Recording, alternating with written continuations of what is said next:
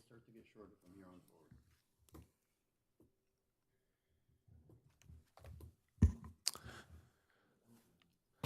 The Planning Commission meeting of June 22nd, 22 will come to order. All rise for the Pledge of Allegiance.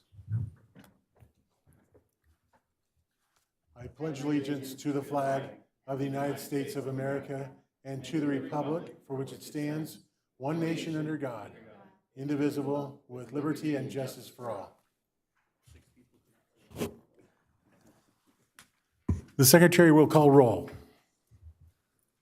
Commissioner Hodge. Here. Commissioner Mann. Present here. Here. Commissioner Gray. Here. Vice Chairperson Rice. Here. Chairperson Tolson. Here. May I have a motion for approval of the agenda? Move to approve the agenda. Second. Sorry. Go ahead.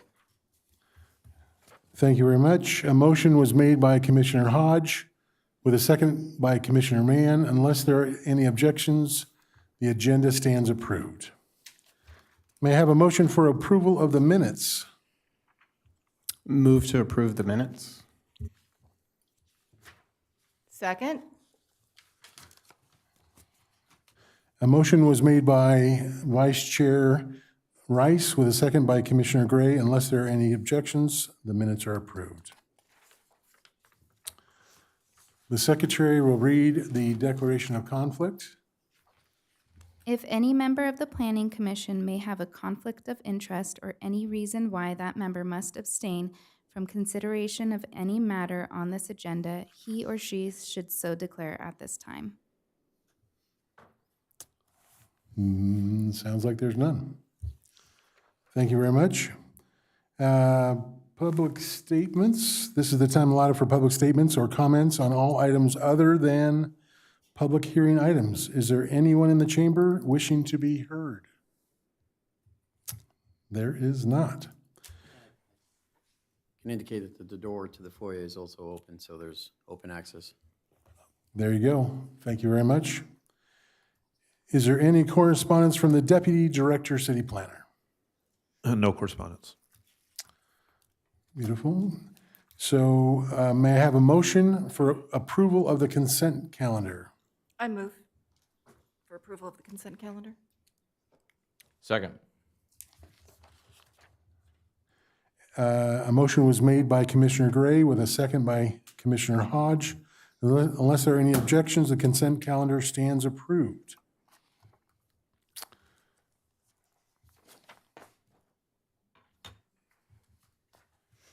Okay.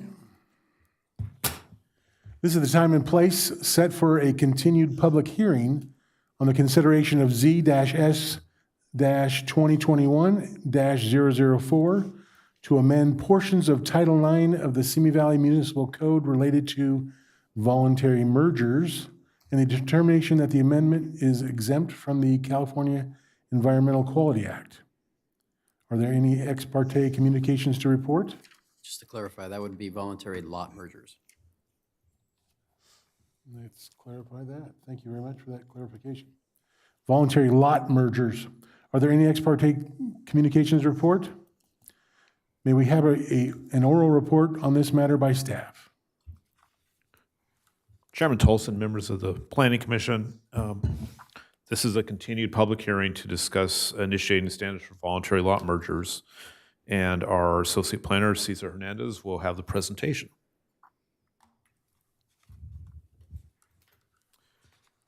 Thank you, City Planner, and good evening, Planning Commission. On September 8, 2021, the Planning Commission heard testimony regarding a proposed text amendment to the Simi Valley Municipal Code to allow property owners to submit applications for voluntary mergers and introduce processes and documentation required in order to allow such voluntary mergers. Absent of having specific procedures within the Simi Valley Municipal Code, voluntary lot mergers are being processed via a lot line adjustment, which is a realignment of boundary lines between existing parcels, and if approved, a certificate of compliance is given. It should be noted that the purpose of the proposed text amendment is to codify ministerial procedures to review and approve voluntary mergers. Staff will define voluntary mergers since it's been several months from the first hearing on this item. The lot mergers occur when two or more contiguous parcels are combined into a single legal parcel. Involuntary mergers would allow property owner-initiated mergers for two or more properties that are under the same ownership and allow the property owner to further develop their property by meeting setbacks or density requirements. The proposed text amendment will allow a ministerial process for voluntary mergers unless it is concurrently processed with other development applications.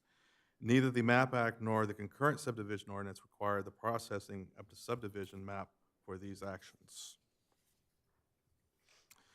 At the September 9, 2021 hearing, the Commission expressed concerns regarding the text amendment language and continued the hearing to a date uncertain to allow time for staff to address the following. Clarify the current process used when lots are merged voluntarily, potential effects of voluntary mergers to properties with different general plan and zoning designations and densities, and clarify the process for changing general plan and/or zoning designations if lots are voluntarily merged. At the September 8, 2021 PC hearing, the Commission expressed concerns about merging lots with either different general plan or zoning designations and how that would affect the density of subject properties once they are merged. When lots with different zoning districts are merged, the new combined lot will be zoned to match the more restrictive zoning designation. For example, if two lots are merged, one, let's say, being RMOD and the other lot is RM, the merged lot would be designated as RM, which is the most restrictive zoning designation. The same would apply for general plan designations. If the lots have different general plan designations, the merged lot would be assigned the most restrictive zone and would be subject to the minimum lot size restrictions. And this figure shows an example of a 0.26 acre site located at 1857 Patricia Avenue, zoned RH, and a 0.61 acre site located at 1851 Patricia Avenue, which is zoned RVH. Independently, the 1857 Patricia Avenue could potentially have 5 multifamily units, while 1851 Patricia could have 23 multifamily units, for a total of 28 between both properties, based on the maximum densities allowed under each zoning. However, the configuration of the lots may not support the maximum density on each site due to required setbacks, parking access, etc. In the event these two properties were merged via a voluntary merger, the project site would become 0.941 acres with a zone of RH, which is a more restrictive zoning of the two designations. Based on acreage and allowed densities for RH site, which has a range of 10.1 to 20 units per acre, not accounting for setbacks, parking requirements, etc., the site could accommodate up to 18 multifamily units. With the new configuration of the merged lots, the number of allowed units would be less than the amount allowed prior to merging lots, but would provide a more developable site. The general plan encourages the use of development tools such as consolidation of small parcels, and provides an economic benefit to the applicant. If the lots to be merged have different general plan or zoning designations, and the intent is to change those to either meet higher density, a voluntary merger procedure could not be used. And such requests would require either a parcel map or a tentative tract map. And this type of request would not be a ministerial process and would require Planning Commission and City Council approval. An example of this type is the Ralston project, which was approved back in January, and included a general plan amendment to change the land use designation and a zone change to change a portion of the site zoning to allow for the construction of 6 single-family dwelling units. Since the applicant requested for the merged properties to be changed to the higher density under the general plan and zoning designations, the lot merger could not be processed as a voluntary merger. And please note that the voluntary mergers could also be done for non-residential properties, commercial. It would not have any impact on density. Likewise, voluntary mergers of single-family zoned properties would not cause an impact in density, as long as the zoning is consistent and the lots meet the minimum size required by code. Staff recommends that the Planning Commission recommend to the City Council approval of Z-2021-0004. The resolution and ordinance are attached to your staff reports and include no changes. Are there any questions of staff by commissioners? Hearing none, we will open the public testimony portion Sorry. of, oh, Sorry, I was looking for my notes. I apologize. No problem. So I do have just a couple of questions because I'm remembering back, and I think a lot of our conversation had to do with if something was already existing, not, and I don't remember this specific about lots that had not already been, they're vacant, they had not been developed.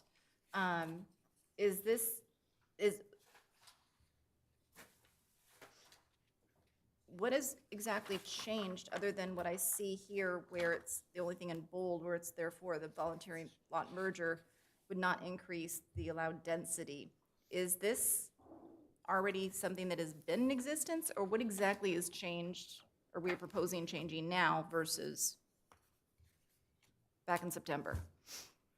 There are no changes from your staff report that you, and the presentation you received in September.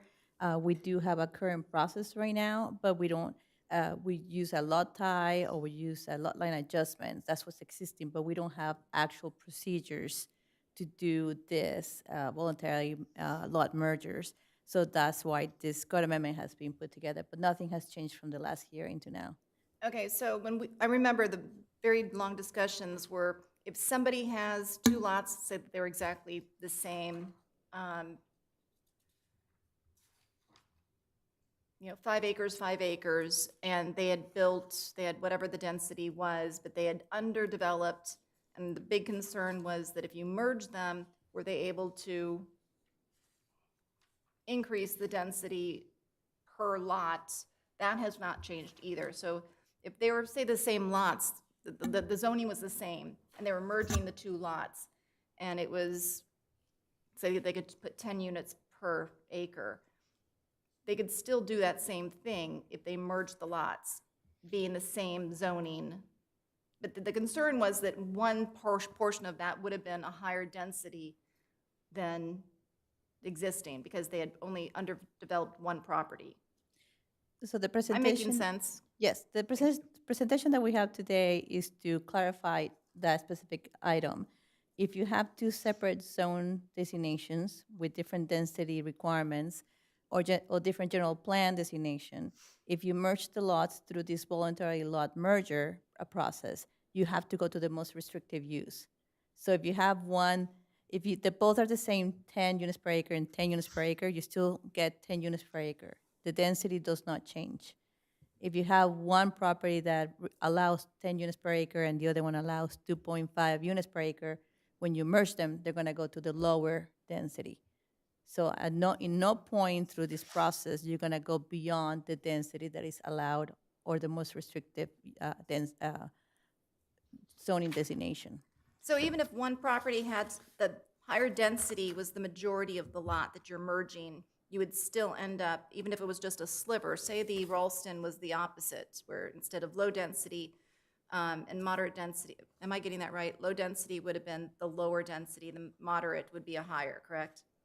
So let's say it was flipped. You're saying then, even though you're just absorbing a small sliver, you would still go into the lower density versus the majority of the property? That's correct. Okay. That's all my questions. any other questions? Having heard that, no other questions, we will open the public testimony portion of the hearing. Are there anyone in the chamber wishing to be heard on this matter? Okay. If there are no further questions, we will close the public testimony portion of the hearing. Are there any comments or questions from members of the Planning Commission? Hearing none, may I please have a reading of the resolution? Sure. I'm sorry, Mr. Sorry. Chairperson. Oh, it says right there, Tim Hodge. Commissioner Hodge. Just real quick, I want to say, well done. Nicely, right to the point and complete, and I appreciated it as I was reading it. The clarity is well done. Clarification so that we don't have to make any changes, right? Yeah, very good. Sorry about that. Thank you very much. Anything else? Anybody else? Okay. May I please have a reading of the resolution? Resolution number SVPC 08-2022. A resolution of the Planning Commission of the City of Simi Valley recommending to the City Council approval of Development Code Amendment Z-S-2021-0004, amending Title IX of Simi Valley Municipal Code to provide procedures for voluntary mergers and a determination that the amendment is exempt from the California Environmental Quality Act. The chair will now entertain a motion. I move to adopt a resolution recommending to the City Council approval of ZS 2021-0004 and the determination that the amendment is exempt from the California Environmental Quality Act. A motion was made by Vice Chair Rice. May I have a second? Second. A second. Call for the vote.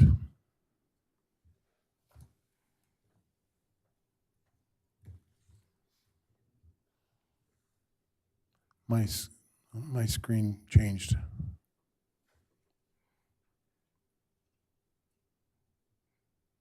Is my vote recorded? I went to lock it and it changed.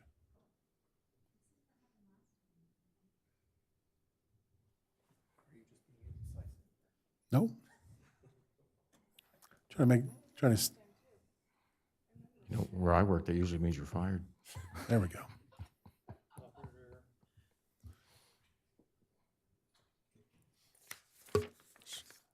Motion passes with 4 commissioners voting yes and Commissioner Don voting no. Okay, the motion passes. There is no appeal period for the zoning text amendment, and the item will proceed to the City Council with the Planning Commission's recommendation. All right.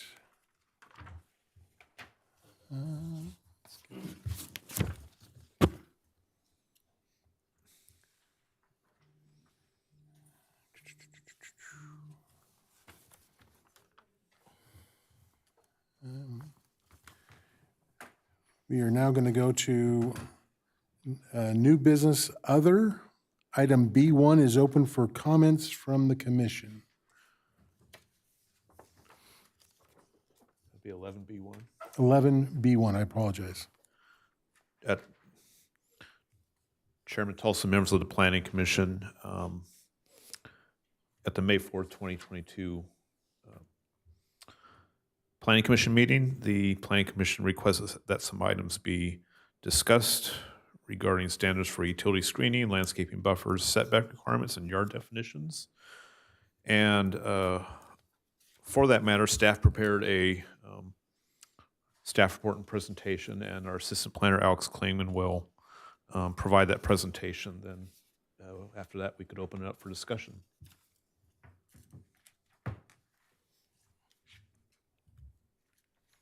Good evening, Planning Commissioners. Tonight, we will be discussing current municipal code standards for utility screening, landscaping buffers, setback requirements, and yard definitions. At the May 4th Planning Commission meeting, staff was requested to bring back these items for further discussion. This presentation and the staff report responds to the Commission's request for information on these code requirements. The first discussion item is above-ground utility screening.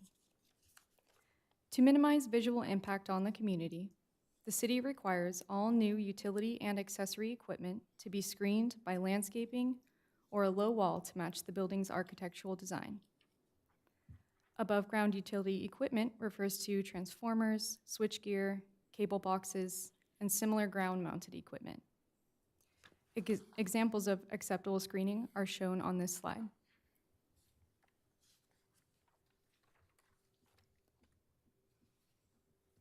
At the May 4th Planning Commission meeting, there was a statement as to whether solar panel equipment is required to be screened. Staff does not consider roof-mounted or column-mounted solar equipment to be utility equipment, and therefore it is not subject to screening. The code states that solar energy equipment may be exposed to view from adjacent parcels and street rights-of-way, provided the equipment is mounted flush with the roof plane. Planning staff also requires column-mounted equipment and exposed conduit to be painted to match the columns.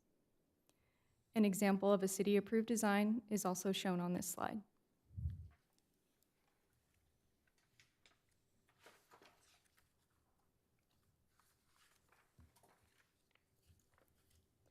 The next discussion request was for landscape buffers. Standards for landscape buffers are used to provide visual screening, soften building exteriors, and to separate different land uses. Non-residential zones typically require a newly developed site to have a minimum of 10 to 15% landscaping, whereas most residential zones do not.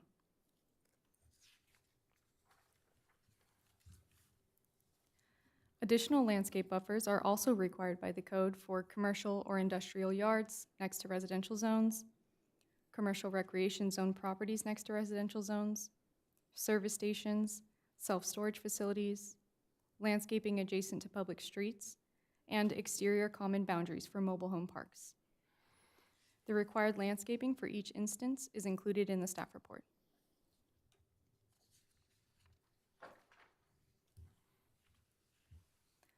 The next discussion item is yard definitions.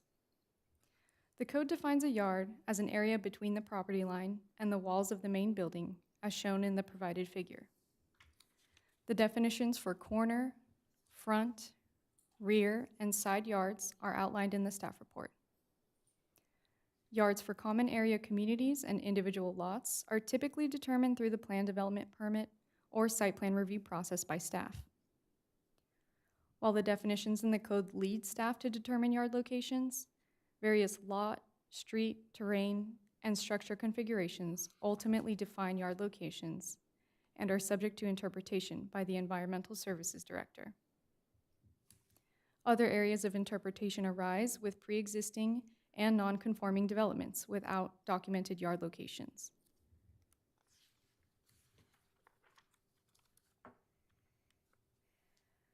A setback is defined as a minimum distance that structures must be separated from the boundary lines of the lot. The definitions for front, rear, side, and street side setbacks, as well as lot lines, are discussed in Exhibit 1 of the staff report and are shown here on the slide. Setbacks for solar carports or solar structures are subject to the development requirements of the zone that they are proposed in.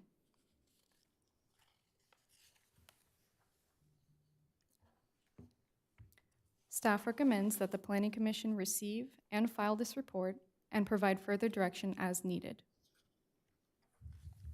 Thank you very much. Fantastic presentation. Any questions for staff? Commissioner Gray?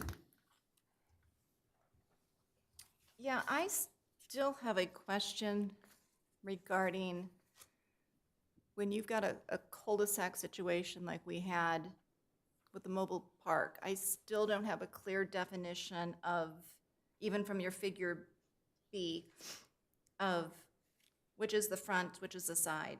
And what is C and D? Corner, I didn't understand that in figure B. Flag lots.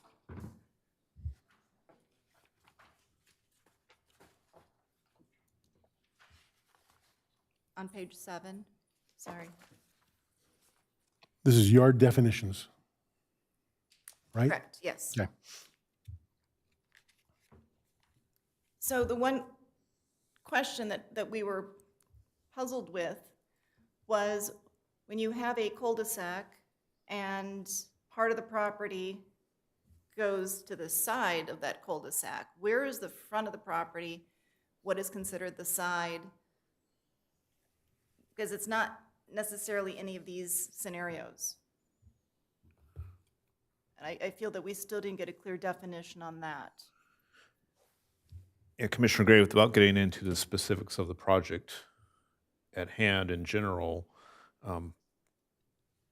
as we tried to explain in the staff report, every property is unique. Correct. And we deal with street frontages as typically your front setback, but some projects have multiple street frontages or other situations. So in certain instances, cul-de-sacs are often, traditionally, the perimeter is often a sidewalk and a curb. And like in typical single-family residential properties, the whole curvature could be considered the front yard.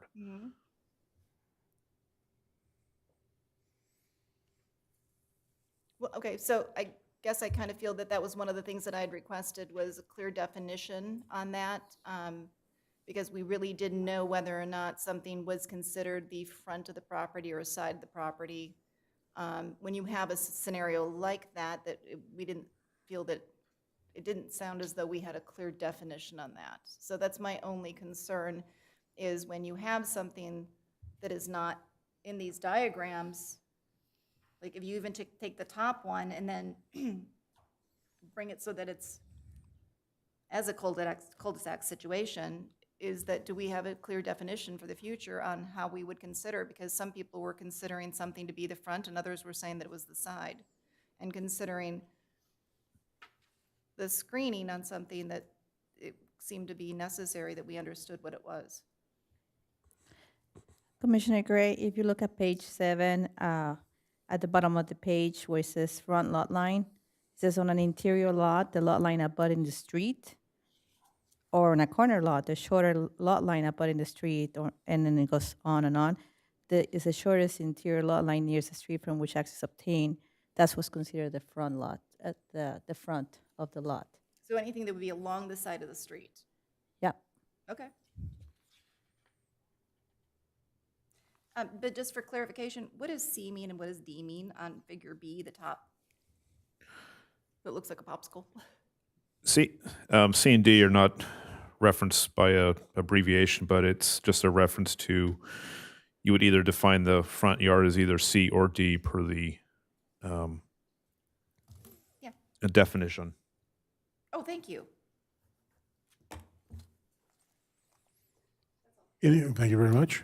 Commissioner Hodge.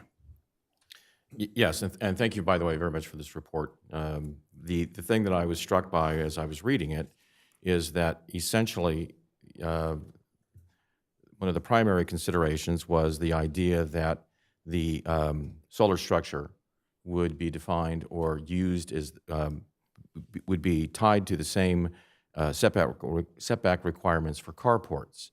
And while it's possible that you can be parking a vehicle underneath it, and it does provide some shade, which is what a carport does, it seems to me that the considerations of how far you want to have your setback previously defined to the carport is based upon what carports are.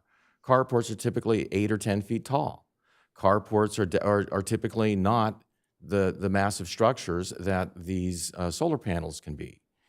They don't rise to the heights that the solar panels can be. You wouldn't have a carport that would rise to that level, and as a result of it not rising to that level. I mean, I don't think there's a carport in the city of Simi Valley or anywhere I've ever seen my whole life that's as tall as some of these structures, unless it's multi-level. But there aren't any. I mean, it's just, so yeah, it's used as a carport, and there's some similarities for it, but when it comes to where you define and what you want to have as far as setbacks and other considerations, that's measuring it against something which is inconsistent in terms of height and mass and other implications of what it's all about, probably isn't the best way to go. And I understand that there isn't anything in, I believe, and I think what I'm reading is correct, that there's nothing specific in our general plan or in our guidelines or anything that specifically says, hey, solar panels at this height have to be this far back from somebody else's, from the property line. If it's taller, it has to be further back from the property line, similar to what we do with homes and with apartment buildings, et cetera, when we have setbacks, because we're trying to have quality of life issues addressed. So I understand that, why you would look at it as a carport, because it probably has at least some nexus as to what the definitions are. But based upon what the actual development is of these structures, I mean, they're substantially larger and can be massively larger than your standard carport. And my hope is that we get a handle on this early, as early as we can, and say, okay, we're not going to treat them as carports. They're solar panel projects, inconsistent with rooftop ones, but I mean these ones with the girders, it's a whole kettle of fish all by itself. And I think that we want to take a look at perhaps what other cities have done and what we might want to do to try to address these kinds of projects in the future, because we're going to have them. We're going to have lots of them. And they're going to, if we don't have any kind of structure whatsoever as to what those might be or limitations of what they could be, I think we're going to have an awful lot of unhappy people, and we're going to have, and I don't mean this to be anything, to relate to anything of the project, which one day we'll come back and see again, because I want to have a completely open mind about that project. But it's quite possible that you could have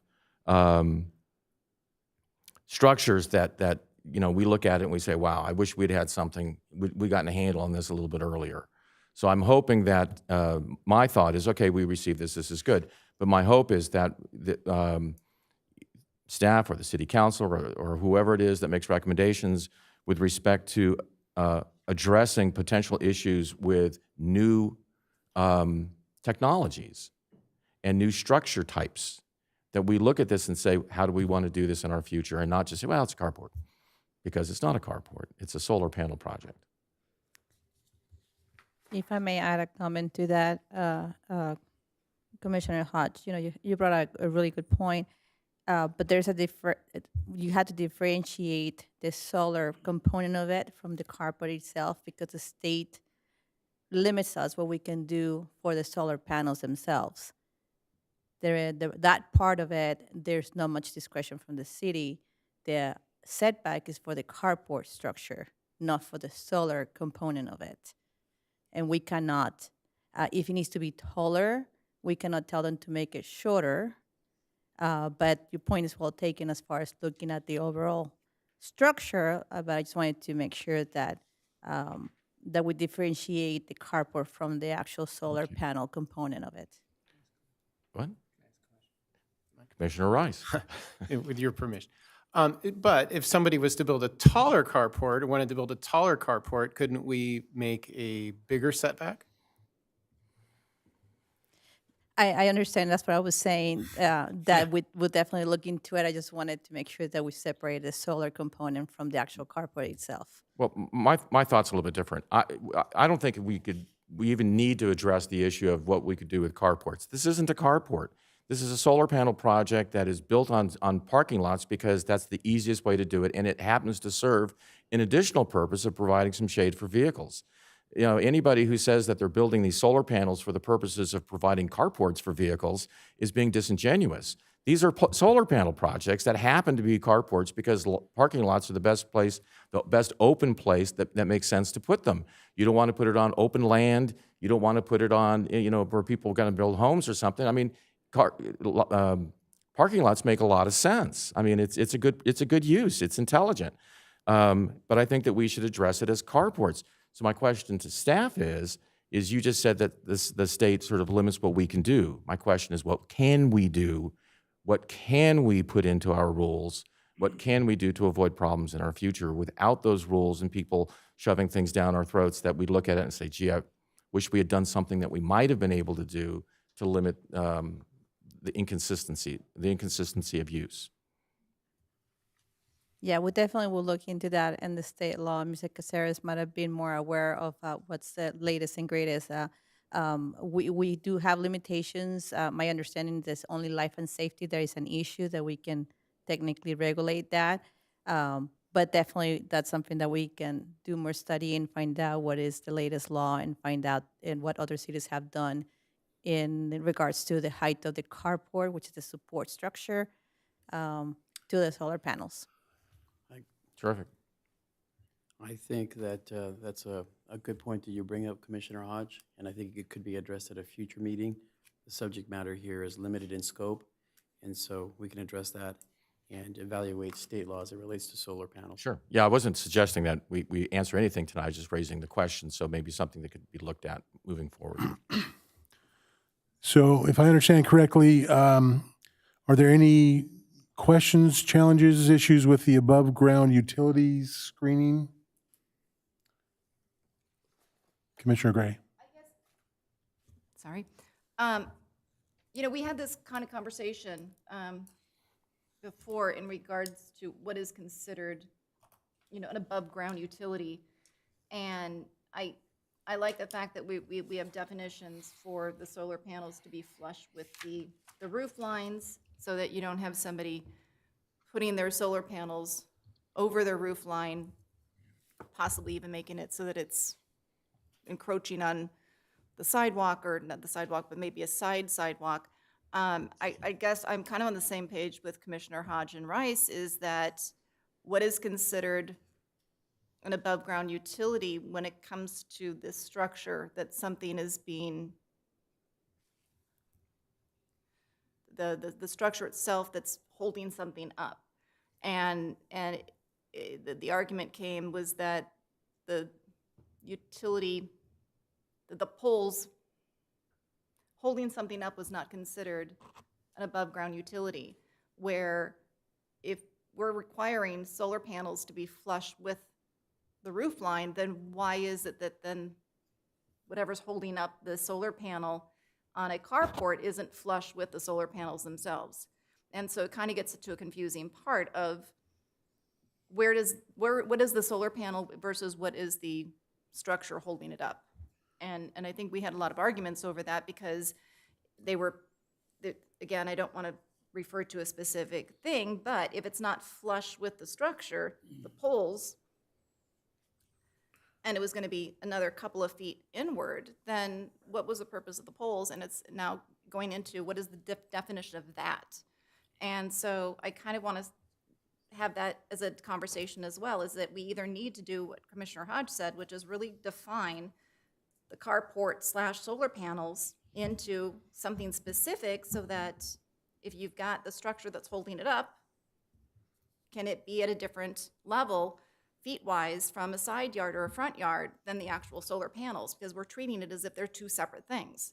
Solar panel above versus the structure holding it up. So let me clarify. Sure. We had a previous discussion regarding the solar panel equipment and the carports versus solar panels. That's a separate topic than the above-ground utilities. Yes and no, because we kind of were suggesting that, is a solar panel considered an above-ground utility? And if we're saying that, no, a solar panel is not an above-ground utility, but then it's not necessarily even a carport. So what I'm trying to do is, let's get some clear understanding of what we've been presented tonight. We're going to go through the ideas of the concepts and the definitions that we do agree on.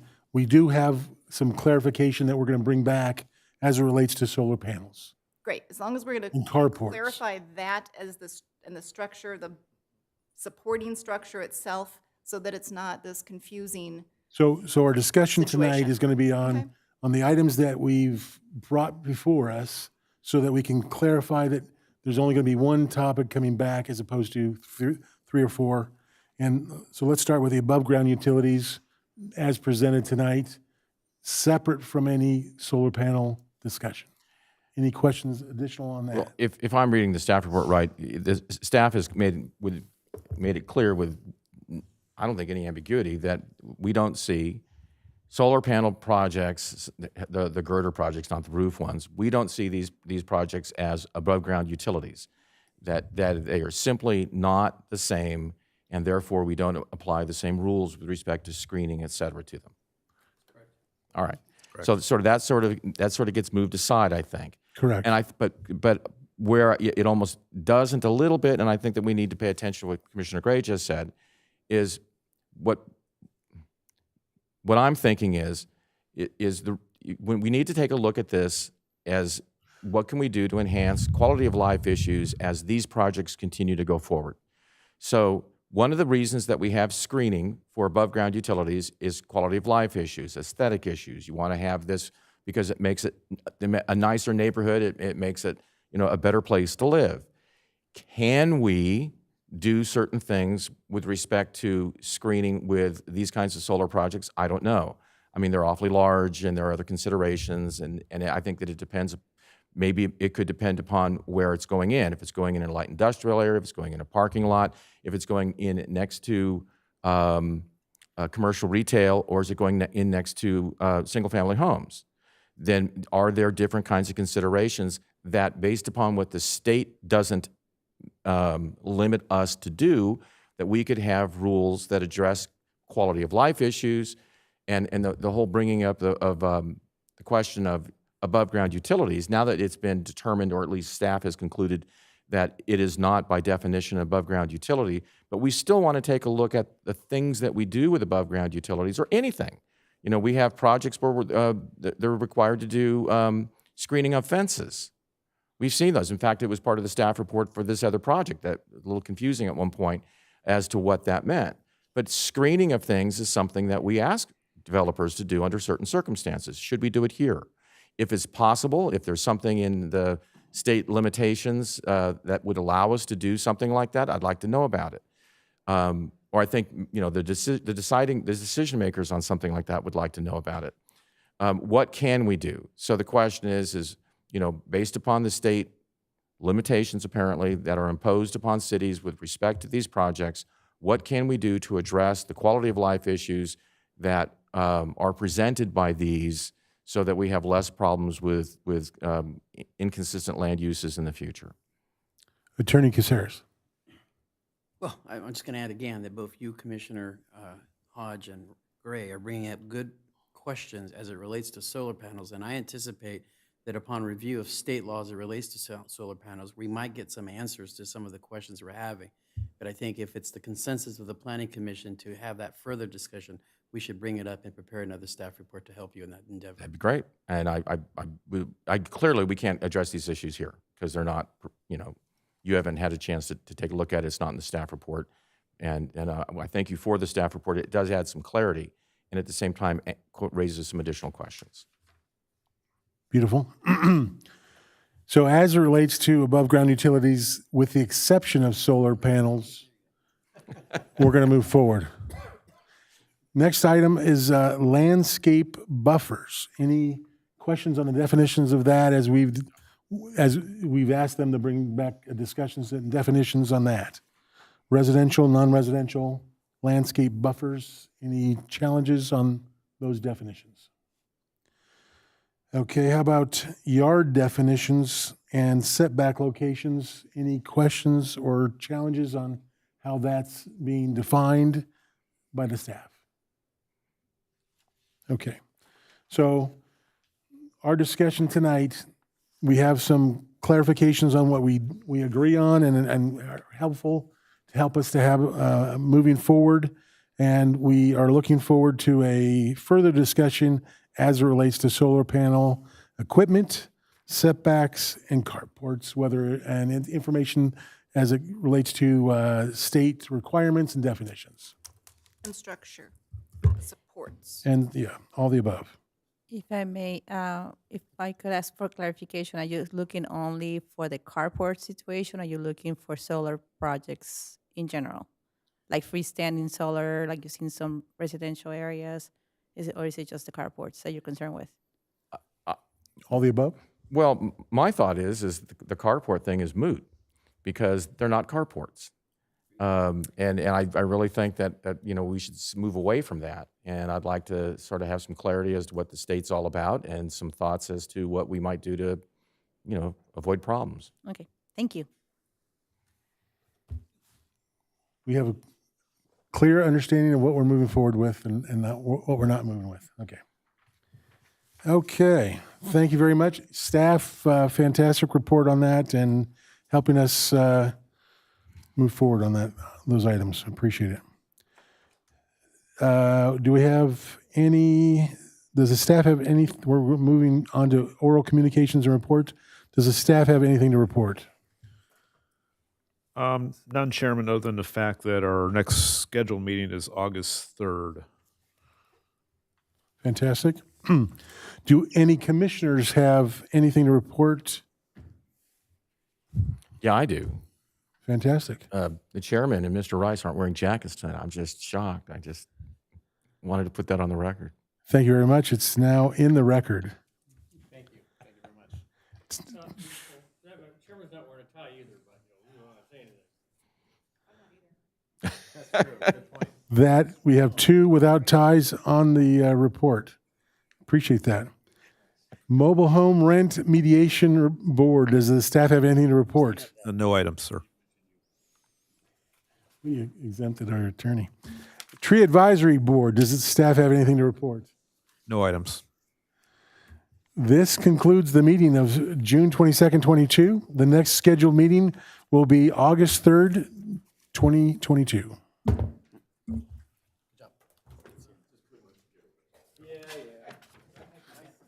My jacket's in the car.